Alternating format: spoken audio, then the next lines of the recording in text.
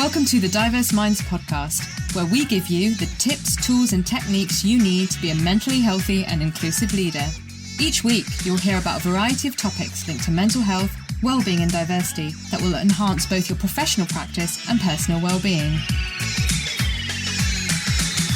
Welcome to the 72nd episode of the Diverse Minds podcast. And on today's episode, we're going to be talking all about substance recovery, addiction, and the journey to finding hope and healing. And to join me is Olivia Mendoza. Olivia is an artist, intuitive spiritual mentor, and circle facilitator. She's also a woman in recovery from substance abuse and self-harm, celebrating her 12th year sober this July.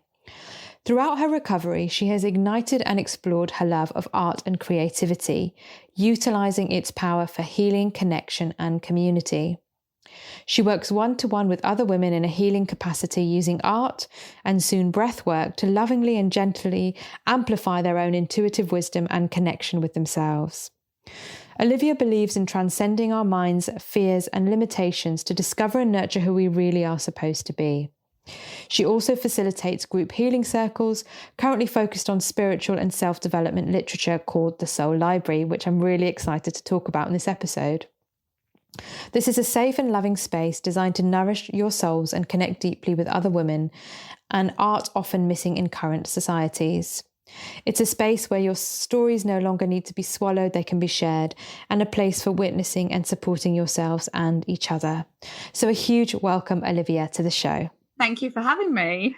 And it's such a joy to have you here. It's January, and as you know, I think you know, and I've told my my clients and people I work with that I don't set New Year's resolutions, but perhaps it's about intentions, and it's perhaps for people a time that they want to change or they want to address demons or difficult situations they've had in their life. And I thought you'd be the perfect person to talk about your journey. So, Livy, could you tell listeners about yourself and what you do? Yeah, absolutely. And I love that the idea about intention rather than resolution as well. So that really resonated with me. Yeah, so my name's Olivia, or Livy. I'm primarily an artist, but I'm also in recovery. So in 2009, I got into recovery for alcoholism and self-harm. And then really only last year, I found a way to marry my art and my recovery. And I've done that by creating a range of sobriety cards out of the art I've made, and then also working with other people with art as a means of communication and connection. And that's so brilliant, Olivia. And the reason I wanted to have you on the show is because you're so open in talking about your recovery journey. And you mentioned as well alcoholism and that word and how that can be really triggering for people. And I think one of the things I've been working a lot on with organizations is talking about language. So in terms of language, like what do you think is an appropriate and sensitive way to support people? I will use the term substance misuse, but I'd really love to know from you, actually, as someone who identifies as being in recovery, what you think the appropriate terminology is in terms of having these conversations. It's a really interesting question, and one I think a lot about myself, because in one breath I will refer to my alcoholism, but in another breath I don't like the label alcoholic. Mm-hmm. Absolutely. So I think that labels can be incredibly useful to describe clusters of symptoms and patterns of behavior, but I think they can be overused and misunderstood. And I think they can be used by people who give them, in people's minds, that it is kind of a stigma thing. Mm-hmm. But then also for the person receiving the label, I think it can be very easy to resign yourself to, I'm an alcoholic, I'm an addict, I've got this problem and that's me. It can give people the space to kind of abdicate themselves from personal responsibility, and this idea that these traits are immovable. And I don't believe in that, which is why I kind of struggle almost now to call myself an alcoholic, because whilst I believe that abstinence is key to my recovery, and I hope one day at a time I never drink again, and that's my intention, it can, in my mind, limit the space for growth when we define ourselves by these labels. Yeah, and that was my thinking as well. I mean, I'm no expert in this, but I'm very interested in the subject, and also how socially acceptable it is to be a fun social drinker, and at what point does that tip into reliance and a means to support yourself emotionally? Because of course, no one wakes up one morning and says, I'd really like to have a strong reliance and misuse substances. It's not really a choice in many ways. It can be a slow, slippery slope, or it can be something that's in people's families. It's very socially acceptable, particularly with alcohol. I think drugs is different. It's not as readily available, is it? Yeah. So I think that whole thing is we need, for me, I think language is really important, as you said, because in order to get people to understand how they might be harming themselves and the gap that substances might be filling, we've got to talk about it in the right way, don't we? Absolutely. And I do think that substance misuse and substance abuse is more maybe socially acceptable and more digestible, and even for myself that feels more comfortable almost than to say addict or alcoholic. Something very, I don't know, permanent and almost denigrating about it. I don't know, but yeah, no, I believe we live in a a society of institutional alcoholism. Like that's what I believe. I think it's so socially acceptable to mask and deal with your emotions with a drink, that so many people have a problem with substances, with alcohol, but because it's so socially ingrained, they don't think it's a problem.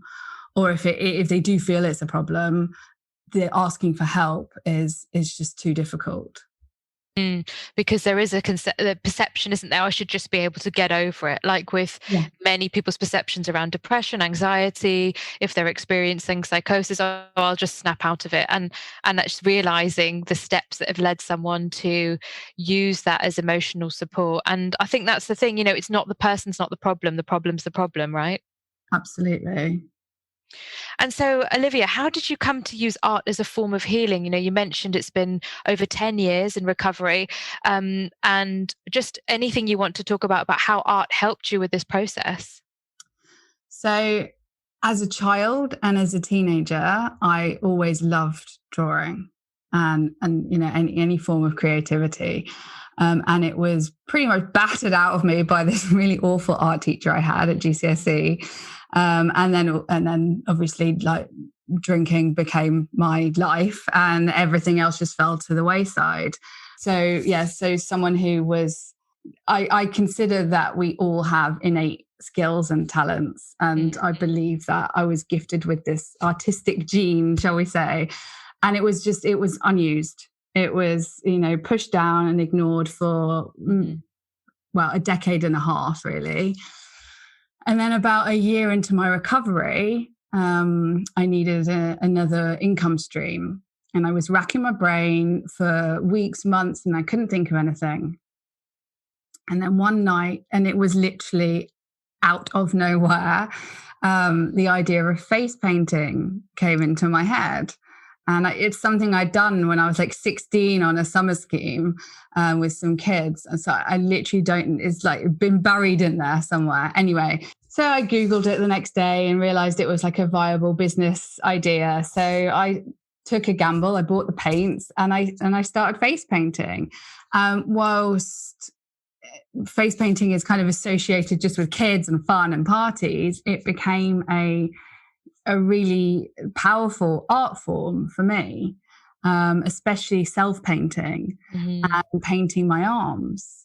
And I had a friend say to me in early recovery, these were her words, how beautiful it is that I used to cut my arms and now I paint flowers on my arms. And I'd never looked at it the way she saw it, and how I was basically creating beauty over something that I used to destroy. The catharsis of that is something that is, I think it's impossible to really put into words. But my face painting journey took me back into making permanent art. because after several years of children's birthday parties and the noise and the snotty noses, and I just kind of had enough. But obviously the art and the painting was still something that I really wanted to do. And obviously face painting is impermanent. And some people love that transient form of art, but I wanted to create something that lasted. So I started painting, and then, for a couple of years, it was about exploring different mediums. And then, I basically just, I found the irony of this is, so I found my medium that I fell in love with, which was alcohol inks. So I think there's some amazing kind of synchronicity about that alcohol became my form of creativity, my art. It's the same thing that destroyed me. There's this really incredible kind of circle of life thing going on there. I spent a lot of time, obviously, being an artist, you spend a lot of time on your own. And I realized after a while that's not who I am. I'm a people person. I love people. I love working with people. So that's what led me to creating workshops and my one-to-one art healing sessions with other people. Oh, Olivia, that's amazing. And I think the thing about self-harm, and there are lots of different ways that people self-harm, but you talked about cutting and the scars on your arm. And someone I know who runs Attention Seekers, and she does training on self-harm, Sapphire Najar. She talks about every scar tells a story, and actually every scar is a recovery, and it's actually really positive. So I think what you shared around how you paint flowers is actually really celebration, because of course many of the time when and please correct me, when people self-harm, it's a mechanism to cope, and it's a mechanism to stay alive. And the fact that you have had recovery and painted flowers on that, to me, is really testament to that mindset and that coping strategy. Absolutely. And I know everyone has a different relationship with their scars, but I love my scars because they tell the story, and they tell a story of hope and change and courage. And, it's that I'm not sure if my pronunciation is correct, but that kintsugi. Yes. Kintsugi concept, that our scars just make us more beautiful and our imperfections just make us whole. And it's part of my story. And, for many, many years, into recovery, I wanted to escape the darkness and just be in light. Like, I thought my journey was from darkness to light. And it's only probably within the last 2 to 3 years that I've really accepted that it's more a journey of darkness to wholeness. Mm-hmm. And you've talked about that, and you've talked about this kind of concept about self-harmony as well to me, haven't you? Yes. The project where I was going to paint on other people's paint on other people's scars, which is me, I have 1,000,001 ideas. So it's on the list. It's on the list. But sorry, and I didn't mean to cut you off there, but that thing about what you said, darkness to wholeness. So do you think it's a sense of you've got yourself, but it's been fragmented, and the journey is to, and you talked about innate skills, is to piece yourself back together using the golden thread of kintsugi, the golden paint, to get to wholeness and to really value yourself and your skills and your capabilities? 100%. That was absolutely perfectly. Absolutely. And it's just accepting all of us, and that we all have a shadow, and we all have imperfections, and we all have things we want to change or work on, but that it's okay, and that perfection doesn't exist. And learning that is really, really okay. And also, Olivia, that you've talked about, alcohol misuse, but of course it's fair to say, I think we all have ways in which we harm ourselves that wouldn't come under the National Institute of Clinical Excellence guidance around self-harm, but we do harm ourselves. So it could be with brutal exercise regimes. It could be with overworking. It could be with putting other people first at the detriment to ourselves. So I think it's really important that as society, we think about self-harm in lots of different ways. And also, putting ourselves in risky situations without proper safety safety mechanisms around us. So it could be dangerous sports because actually we're exhausted and we don't really care, or it's a way of feeling adrenaline to make us feel alive. And I don't feel that there's often a recognition of that in society.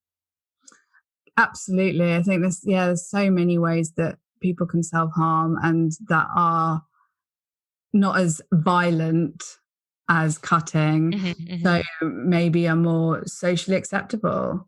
And it's like another thing that I think is ingrained in society. And it's possibly one of the contributing factors to why we have this like mental health epidemic that, that you hear about all the time. And, it's so rare to meet somebody who's okay, who everyone seems to be kind of struggling with something. And, if we all kind of just try to really, really connect with each other and really, really connect with ourselves and really focused on like self-love, which is like the theme of my month this month, for all my workshops is, it's so important to focus on, how we can love ourselves. Because I think a lot of people don't know how.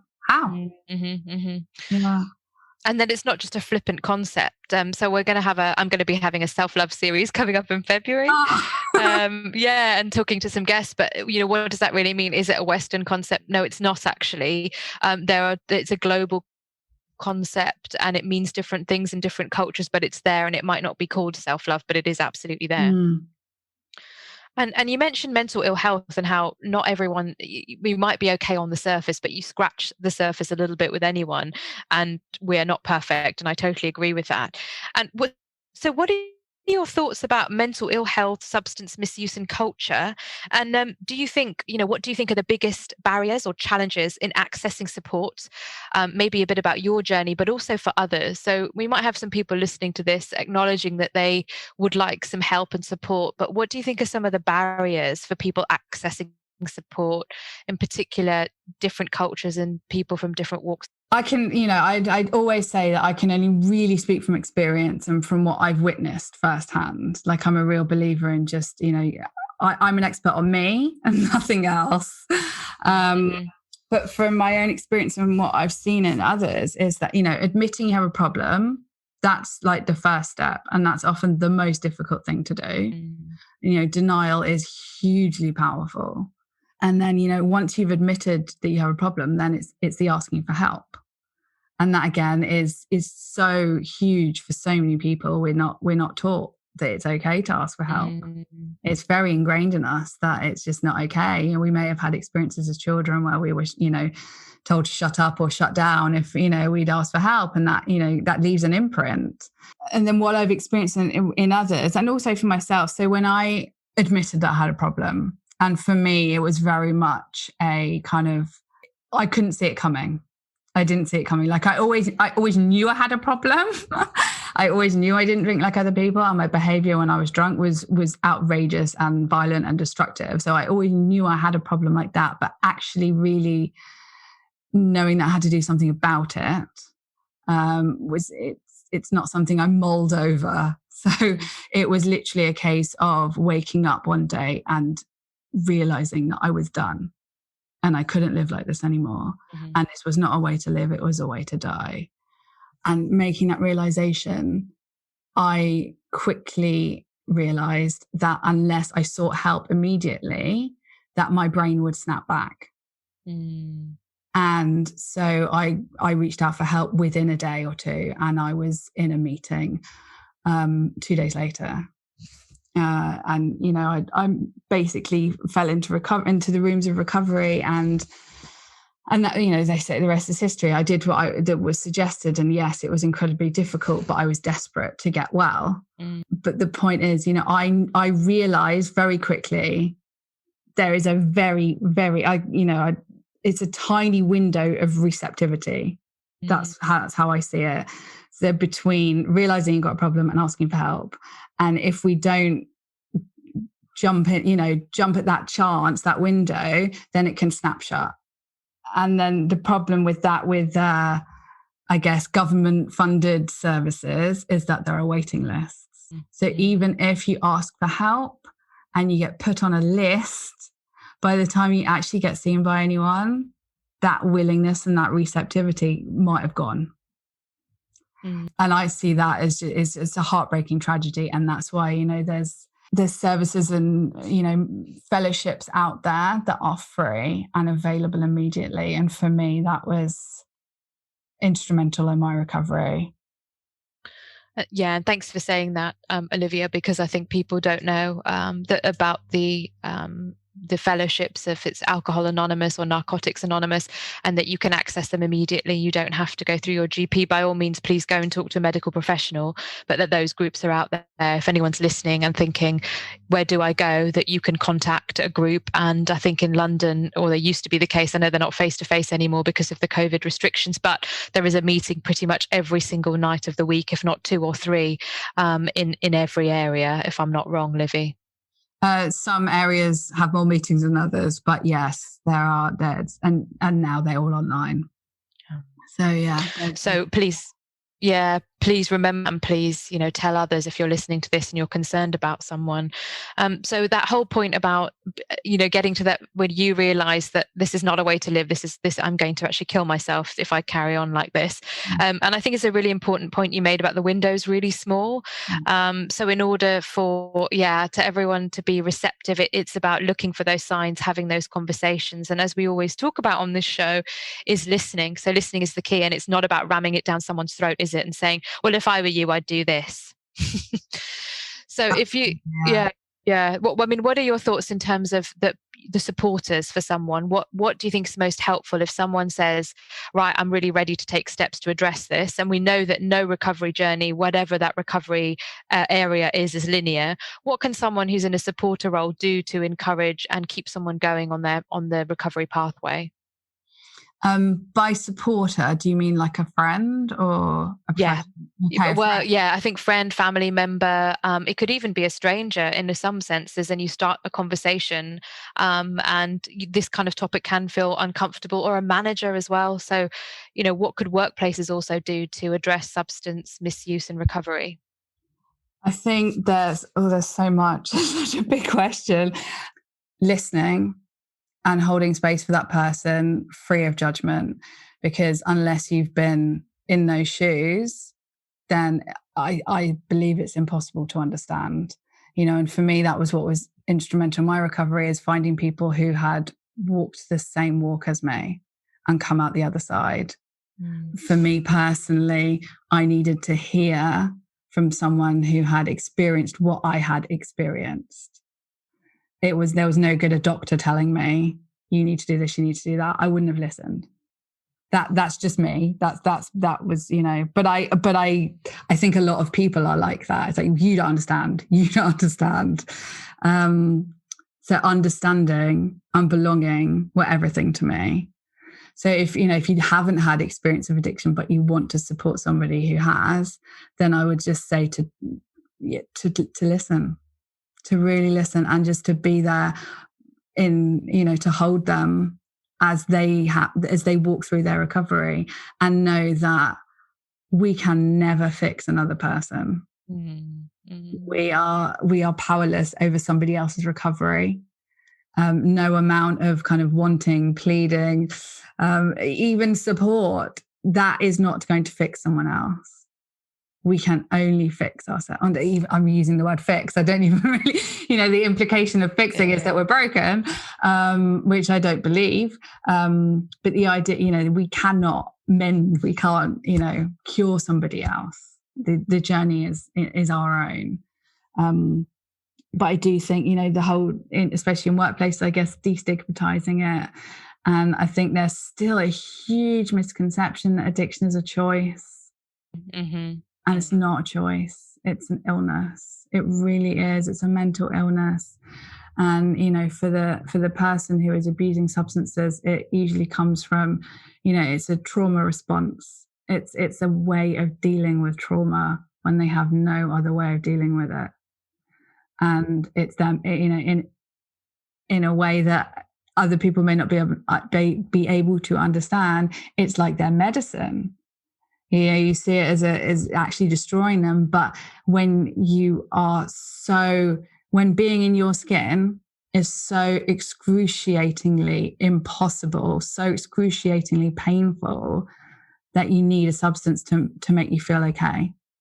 It's, you know, it's not about getting high, getting drunk. It's to feel okay a lot of the time, because the demons in our heads are just too much to bear. So I think there's, is it debunking the myth that it's like a choice? And also that fine line, right? So and so is an absolute blast at a party, they love a drink, and then suddenly someone tips over that line, and suddenly it's like, oh my god, they need to be avoided, they're crazy. And I think workplaces have a role in education, and as you said, it is a mental illness, it's mental ill health. And it's interesting, again, if we think about the law, that if someone comes into work and they are under the influence, they are not protected under the Equality Act. And I get why, because of health and safety, but we're not really looking at the underlying causes, as you've mentioned. And I think that's one of the really big parts of debunking the myths. Yeah, absolutely. I lost my job because I was drunk at work. So I've been there, and I was just handed a letter, and that was it. Yeah, this is it. So no one actually took the time to say, okay, what happened? We are concerned about the health and safety, but actually there are things that we can support you with, and we are going to have to suspend you maybe for a month and check in on how you're doing. I think people are still very terrified to have that conversation. And I think also people see it as contagious. Like, you can be fun, but you can't be dangerous, not realizing there's a very, very fine line to walk. Yeah. So again, the thing about destigmatization, having conversations, making sure this is included in mental health awareness training is absolutely crucial. How to have the conversations, and as you mentioned, Olivia, listening, which is absolutely the golden key, and we talk about it so much. And again, everyone's going to have a different cultural perspective, because you mentioned everyone's going to have a different journey, a different family, a different lens, and it is often sparked by trauma, difficulty, that people turn to substances to support them, and a coping mechanism to want to stay alive as well. Absolutely, yeah. So moving on to the Soul Library then, and you also mentioned how you use art at your one-to-one workshop, so art to heart healing. And I think our listeners would love to know more about both of those things, so the Soul Library and your workshops on healing through art. So the art to heart healing was it. So I think I mentioned it earlier. So it came out of a desire, like a real kind of heart desire to marry my art and my recovery. And I was already holding art workshops, and I do face painting training as well now. And people were coming to me and just telling me all their darkest secrets. They just it created a space where people felt comfortable enough to tell me all their stuff. So that, in addition to the last 9.5 years, I've been mentoring other female alcoholics in a one-to-one capacity. So I don't see it as, I guess I kind of downplay my role, but I hold the space for them to heal themselves. That's how I see it. So I don't think I'm doing anything. I just hold the space while they do the work, and I support them. And it's like a metaphorical hand-holding. That's how I see it. And it's all voluntary. It's all free. That I've done it for this long, like nearly a decade now. And it's been the most beautiful, rewarding thing I've ever done in my life. And it's something that I feel I was born to do. So with all the skills I've learned from that, and then the fact that these people coming to do art workshops with me and telling me all their life stories and their darkest secrets, it was something that a lot of my ideas come completely organically. So I'll think and think and think and think, and then nothing will come. And then I'll stop thinking, and usually in like meditation or breath work or something, it just goes pop. And I'm like, oh, it was there all along. I just couldn't see it. So my intention was to start one-to-one art healing workshops. So basically kind of to do what I was already doing, but to label it differently, and to work with people really as a way to I see it as a way to connect with themselves, to develop techniques for loving themselves, for connecting to their intuition, for healing anything that needed to be healed. And I just created my art studio in a very colourful but very warm space in which to do these workshops. And then lockdown happened. Literally within like a week of, I don't even know if I'd launched it. I was about to launch it and then lockdown happened. So basically 2020 was a very difficult year for me because I had all these intentions to start this new business venture. Lockdown happened. I was caring for my chronically ill mother on my own.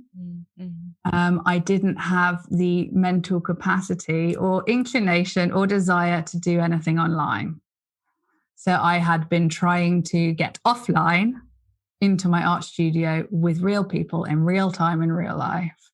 And so the idea is kind of, I witnessed, this mass exodus onto Zoom, in April last year. And I didn't want any of it. I didn't want to be part of it. So I kind of gave myself a break, and I was like, I'm not going to do that yet. And I just kind of tried to allow the next few months to just unfold and see what happened. And in that time, I had started a spiritual book group, and it started in my studio, but obviously that had to migrate online. I had doubts and reservations about putting it online, but within the first session, I realized that I was wrong, and that there was the power to connect over Zoom was really quite incredible. And so every Sunday we met and we connected in this beautiful, loving space and talked about the books we've been reading. And so by doing that through lockdown, I realized that I'd created a loving, nurturing space online that I hadn't anticipated was possible. And it really was the anchor for me and my mental health during lockdown. The kind of the reliability, everyone showing up for themselves each week, and the vulnerability that we all shared was just so powerful and so beautiful. So I wanted to expand on that, and I wanted to create another group, an official group, because this was just a bunch of friends. So I've created something that I never anticipated would happen. I've created an online offering called the Soul Library, whereby we read spiritual and self-development literature, and we come together once a week, and we share about how what we've read resonates with us and our lives and our experiences. And whilst it's a conversation, it also retains the ancient kind of circle format, and also the format of my recovery meetings, in that we only share our experiences. We don't share our opinions or our knowledge. We don't feedback on other people's shares. We just witness, and we hold each other in our vulnerabilities. And it's just, it's beautiful. It's really just the most nurturing, nourishing, loving space. And we come together with all warts and all, in all our colours and all our moods, and hold space for each other. So we read a couple of chapters a week, and then, so we can spend a couple of months on a book and really allow the kind of teachings and the exercises to permeate. And I love it. And I know that it's really powerful because I've seen the testimonials, and I did have the privilege of attending one of the sessions when we did it face to face. And it was a really interesting experience for me, because again, it's not something that maybe I was aware of how these soul spaces run. And it was very, very beautiful and very, very welcoming as well. And And just a couple of things that resonated with me. You said at the beginning as well about you were always artistic, and then you couldn't think about, what is it that you wanted to do, and face painting came to you, and then this came to you. And I think one of the things is that often destiny finds us, right? That sounds very woo-woo, but I do believe it. So I never thought that I'd run my own business. I do feel it kind of found me, and I'm having some coaching at the moment, and my coach said to me, so was it always your vision that you wanted to run your own business? I said no. And it's interesting where we end up, isn't it, Livy? It's interesting how we've got these businesses. Yours is a very soulful, creative business. Mine less so, but all centered around mental health and well-being, and how I think things can really find you. And it goes back to that point around if you're listening to this and you think I haven't achieved things, or you think I want to be in recovery but I don't know how to get there, to not give up, and that absolutely the doors are always open for you. Absolutely, to not give up. That's one of the slogans that saved my life really was "Don't quit before the miracle happens." And people would say this to me when I couldn't see, I couldn't see anything. I couldn't see what was in front of me. I was just in this, I was just in the darkness. And, because early recovery is really painful. It was for me. Everyone's experiences are different, but mine was, I wouldn't wish my first 2 years of recovery on anyone. It's hard work. But, the gifts of it. And it was, don't quit before the miracle happens. Don't quit before the miracle happens. And trusting that it will happen. And sometimes trusting is really hard. Yeah. And that reminds me of your cards. So Olivia, do you want to sort of talk a little bit about, so Olivia has this amazing range of cards, and the gap in the market that you saw around sobriety congratulations cards and sobriety messages. So I thought also it'd be really useful for you to talk about that. So you saying don't quit before the miracle happens reminded me of that. Oh, bless you. Yeah. So my cards, it was a way to marry my art and my recovery. And they're created with alcohol inks, and I love rainbows and I'm passionate about recovery, and so I merged the two. So yeah, I created a range. I think I have 13 or 14 different designs at the moment, and interestingly they sold more to America for the first year or so, but because of COVID I've had to adjust my shipping times. So sadly, they've not reached America so much this year, but yeah, they're reaching all corners of the UK. And when I was getting them to America, I had a little game with myself of how many states I could reach, and I think I'm up to 20 states. Brilliant. So yeah, rainbows and sobriety, and my selection of cards. And the fact that they go all over the world just fills me with so much joy. And what I love the most is when people ask me to write the messages for them. And there's something, they always make me cry. There's just, they're so beautiful and so powerful. And I get to be part, this little tiny part of somebody else's journey. And it's the connection. It's just beautiful.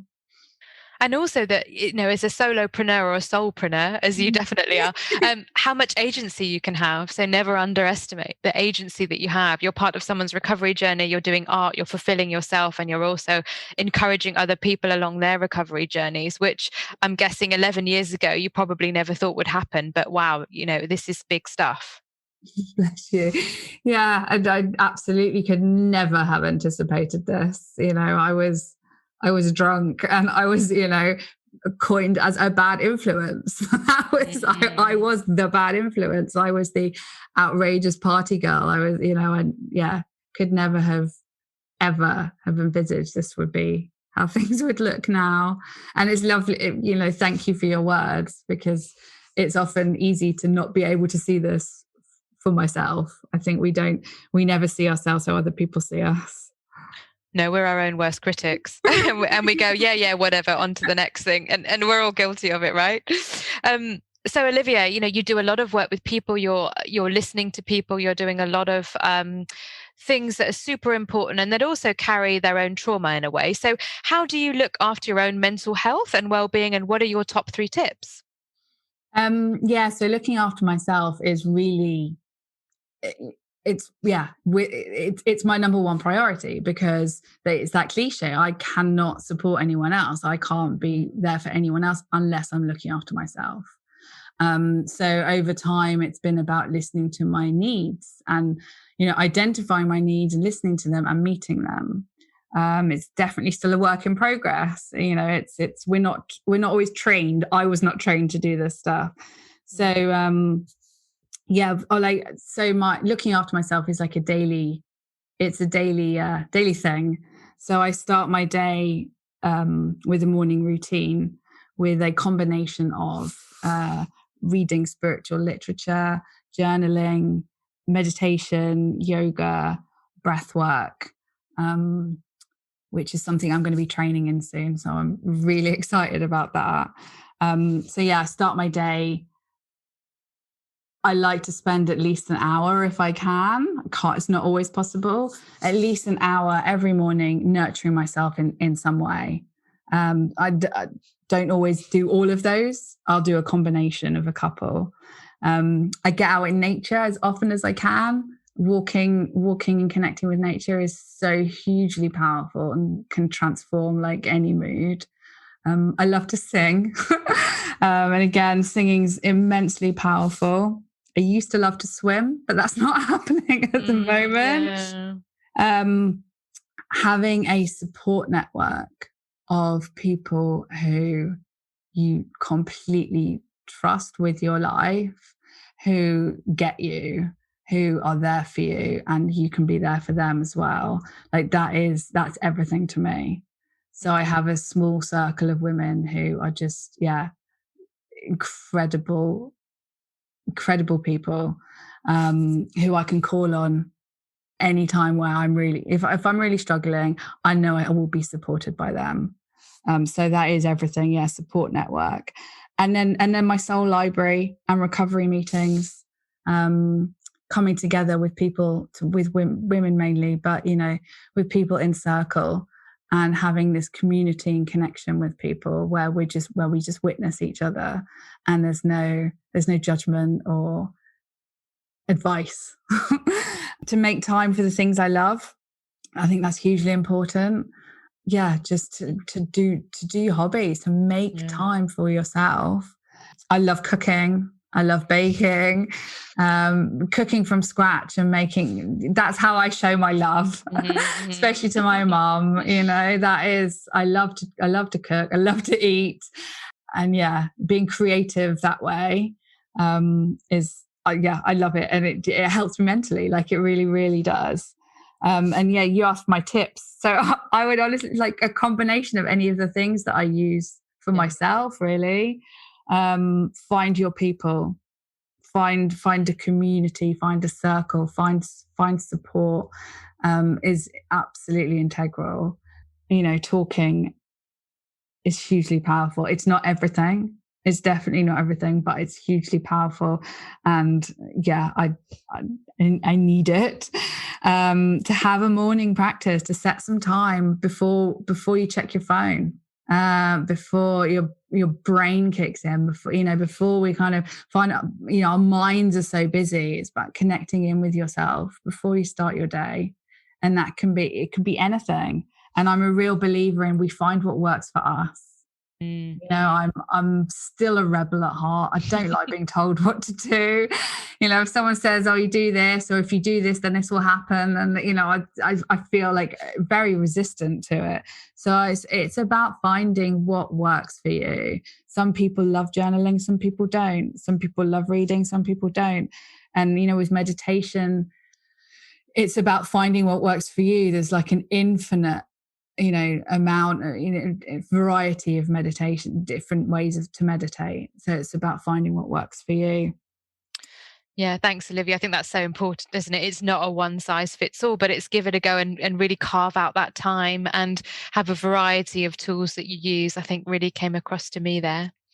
Now, hopefully people are listening to this and they're absolutely chomping at the bit to work with you. And why wouldn't they be? Because you're fantastic. So if people want to know more about you and your work, how should they contact you? I know you've also got some Facebook groups. So I'll put the link in the show notes, but I thought it'd be really helpful for you to just tell listeners a little bit about how they could get in touch with you as well.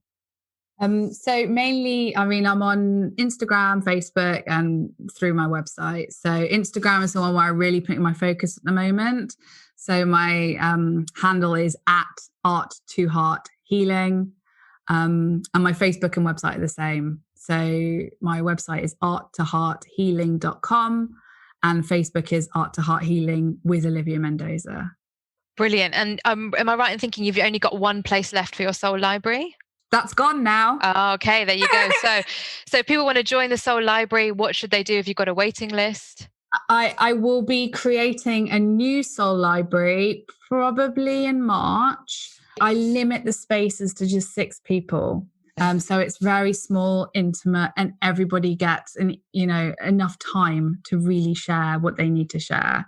So I'll be starting a new one in March, I think. It's basically a first come, first served. The day and time, I think it will be a Wednesday or Thursday, but the first person or first 2 people who sign up, they basically can help me decide when it's going to be. So it will be, I'm very flexible, so I want to accommodate the most amount of people. So you get in quickly, and then it can be around you basically. Brilliant. And I would also say, do check out Olivia's website, and she's got a fantastic newsletter. I absolutely love receiving it. So sign up to that. And I'm guessing, Olivia, you will be putting details in there about the next Soul Library so you don't miss out. Absolutely, yes.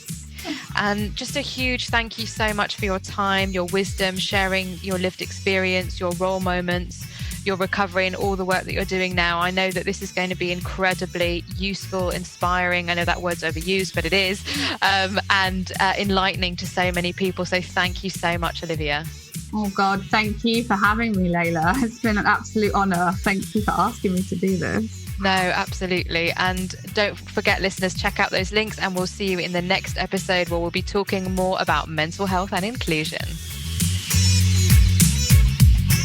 Thanks for listening to the Diverse Minds podcast. Don't forget to subscribe on Apple Podcasts, Spotify, or wherever you access your podcasts from. You can also connect with me on Facebook, Twitter, and LinkedIn. Tune into next week's episode of the podcast, where I'll bring you more insights on mental health and inclusion. Bye for now.